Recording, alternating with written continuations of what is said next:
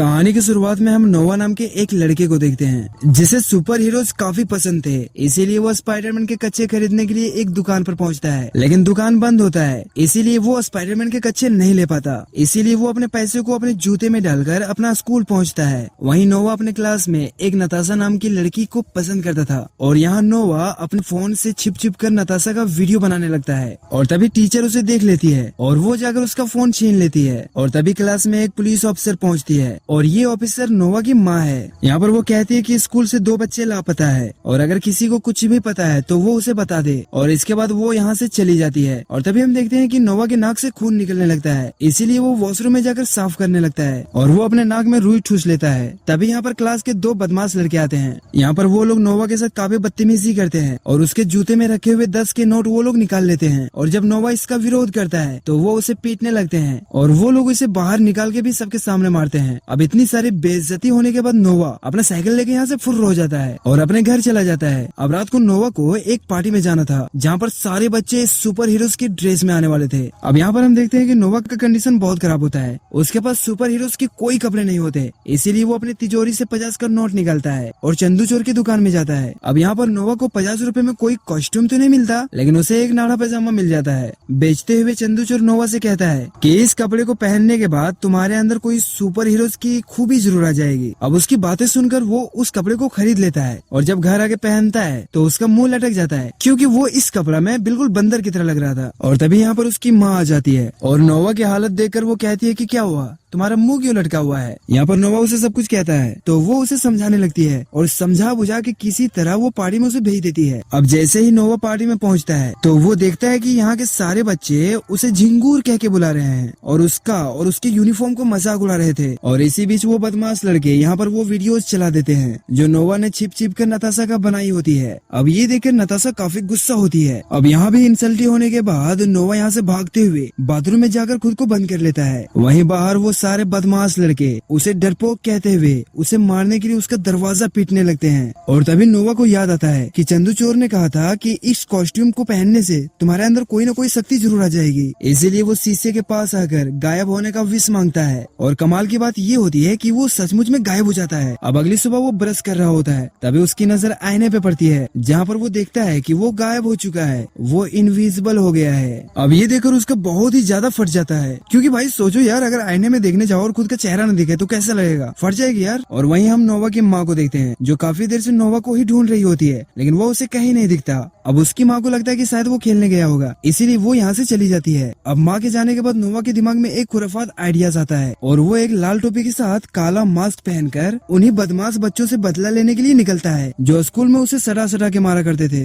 अब स्कूल पहुँचने के बाद सबसे पहले वो यहाँ पर अपना सारा कपड़ा उतार देता है और अचानक से बोर्ड पर अपना टट्टी फेंक कर मारता है। अब यहाँ टीचर को लगता है कि उसी बदमाश ने ये टट्टी का गोला फेंका है और वो उसे काफी पनिशमेंट देती है। अब दूसरी लड़की की बारी होती है और जब वो टेनिस बॉल खेल रहा था तभी वहाँ पर नोवा आ जाता है और उसके पिछवाड़े में उंगली करने लगता है। अब उनसे बदले लेकर नोवा के दिमाग में इससे भी ज्यादा खतरनाक आइडिया आता है और वो इनविजिबल होकर कपड़े बदल रही लड़कियों के वॉशरूम में पहुंच जाता है। वहीं दूसरी तरफ हम एक आदमी को देखते हैं जो काला चश्मा पहना होता है और वो नोवा की सारी हरकतों को देख रहा होता है। अब अगले दिन नोवा जब अपने क्लासरूम में बैठा होता है तभी वो नोटिस करता है कि वो धीरे धीरे गायब हो रहा है। अब इससे पहले कि सबके सामने उसकी सच्चाई आती उससे पहले ही नोवा यहाँ से निकल जाता है। अब जैसे ही नोवा अपने कमरे में पहुँचता है वो देखता है कि उसकी बहन वहीं होती है, इसीलिए वो उसे डरते हुए यहाँ से जाने के लिए कहता है। अब यहाँ पर हम देखते हैं कि नोवा की बहन उससे भी ज्यादा खुरफाती होती है। वो जाने के बहाने करके दरवाजा लगा देती है जिससे नोवा को लगता है कि वो चली गई है और तभी वो पलटता है और जब उसकी सिस्टर उसे गायब देखती है तो वो चिल्लाने लगती है। अब यहाँ पर नोवा उसे चुप रहने के लिए कहता है और इसके बाद वो उसे पूरी सच्चाई बताता है कि कैसे उसे एक यूनिफॉर्म मिली और उसी के पावर से वो गायब हो सकता है। अब रात होने के बाद नोवा गायब होकर अपने माँ के कमरे में पहुँचता है जहाँ पर उसकी माँ अपनी बहन से बातें कर रही थी और यहाँ पर अपनी माँ की बात सुनकर नोवा को पता चलता है कि वो एक गोद लिया हुआ बच्चा है, वो उसका अपना बच्चा नहीं है। अब ये जानकर नोवा को काफी दर्द होता है और वो उसी हालत में समुद्र के किनारे जाकर झूला झूलने लगता है और तभी यहाँ से नताशा की गुजर होती है। अब वो झूले को अपने आप झूलते हुए देखकर वो उसके पास वाले झूले में जाकर बैठ जाती है। यहाँ पर नताशा उस अनजान आदमी से बातें करती है और नोवा भी उससे बातें करता है। यहाँ पर नोवा उसे अपनी असलियत नहीं बताता और ये दोनों बस चुगलखोर दोस्त बन जाते हैं। और इसके बाद हम देखते हैं कि नोवा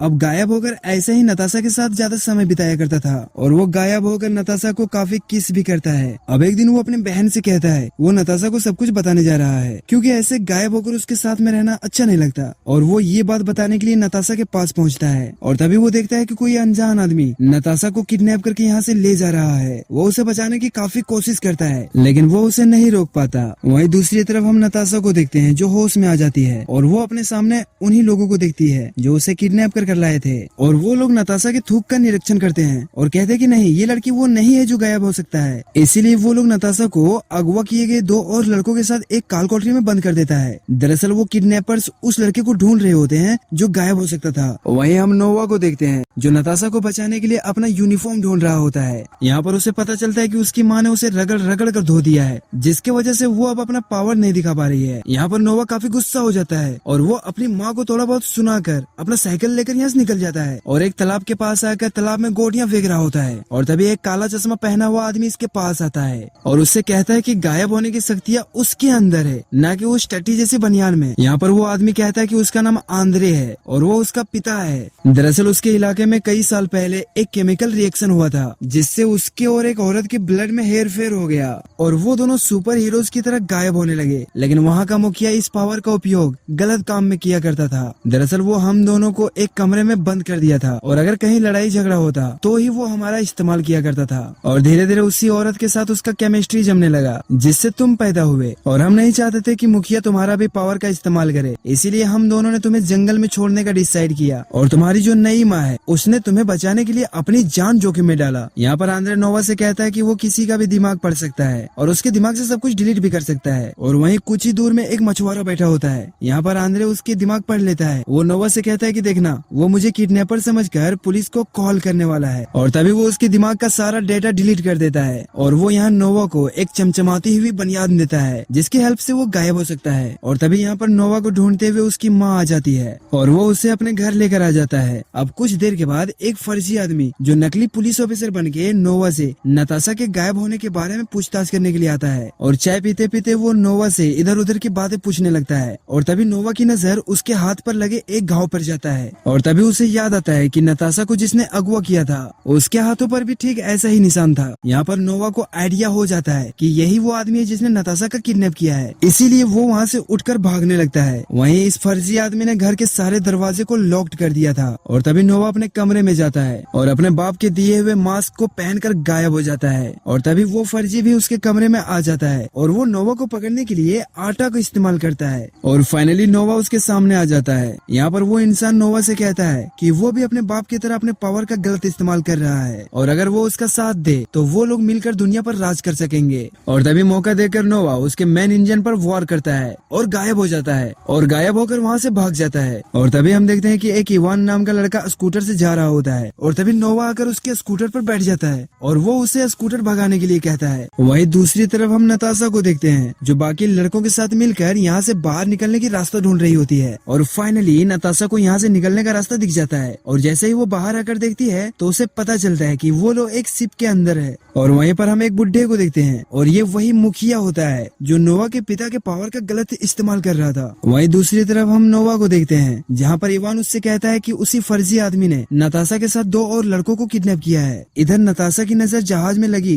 एक बड़े से बल्ब पे जाती है और वो उस बल्ब पर एक स्माइल बनाकर उसे जलाकर आसमान की तरफ घुमा देती है। वहीं दूसरी तरफ इवान और नोवा स्माइल को देख लेते हैं और फाइनली ये दोनों नताशा को बचाने के लिए निकल पड़ते हैं। वहीं नोवा यहाँ पर गायब हो जाता है और पहले तो यहाँ के दोनों गार्ड्स को मारकर बेहोश करता है और फिर वो नताशा और उन दोनों बच्चों को आजाद करते हुए उन्हें अपना असली रूप भी दिखाता है। और तभी नताशा नोवा को उस मुखिया के बारे में बताती है और ये सारे लोग उसको खत्म करने के लिए निकल पड़ते हैं। अब जैसे ही ये लोग अंदर पहुँचते हैं हम देखते हैं कि वो मुखिया और उसके आदमी नोवा के साथ साथ सभी को गन पॉइंट पर ले लेता है। यहाँ पर वो नोवा से कहता है कि वो कोई आम लड़का नहीं है, इसीलिए तुम्हें इन टटपुंजियों के साथ रहने की जरूरत नहीं है। इसके बाद वो एक पनडुब्बी में नताशा और नोवा को लेकर यहाँ से निकलने की तैयारी करने लगते हैं। साथ ही वो उस जहाज में बम फिट कर देता है जिसमें बाकी के सारे बच्चे फंसे होते हैं। वहीं दूसरी तरफ हम नोवा के फादर को देखते हैं जो उसकी माँ के पास जाकर नोवा के बारे में सब कुछ बता देता है और वो लोग उन बच्चों को बचाने के लिए निकल पड़ते हैं और बम फटने से पहले वो उन बच्चों को बाहर निकाल लेते हैं। वहीं दूसरी तरफ वो मुखिया नोवा को उसके माँ बाप के खिलाफ भड़काता है, उसे उसके माँ बाप के बारे में अजीब अजीब बातें कहने लगता है जिसे सुनकर नोवा को काफी गुस्सा आ जाता है और उससे निकलने वाली ऊर्जा उसके जहाज पर हड़कंप मचा देता है जिससे जहाज में दरार आ जाती है और पानी भी अंदर आने लगता है और नोवा उन लोगों को वहीं पर मरता छोड़कर नताशा को लेकर एक कैप्सूल के सहारे बाहर आ जाता है, जहाँ पर वो काफी सारे लोगों को देखता है। यहाँ पर नोवा सभी को अदृश्य होकर दिखाता है, जिसके बाद उसके पिता उसके पास आकर उसे सबके सामने ऐसे गायब होने से मना करता है, क्योंकि इससे उसके जान पर खतरा हो सकता है। और इसके बाद आंद्रे सभी के दिमाग से नोवा की सच्चाई को निकाल देता है। अब मूवी के लास्ट में हम देखते हैं कि नोवा अपनी लाइफ में काफी ज्यादा कॉन्फिडेंट हो चुका है और क्लास में सारे बच्चे अभी भी उसे परेशान करते थे, लेकिन अब उससे कोई फर्क नहीं पड़ता है। और ये कहानी यहीं पे खत्म हो जाती है। गाइस, अगर आपको वीडियो थोड़ी सी भी अच्छी लगी हो तो चैनल को सब्सक्राइब जरूर कर लेना।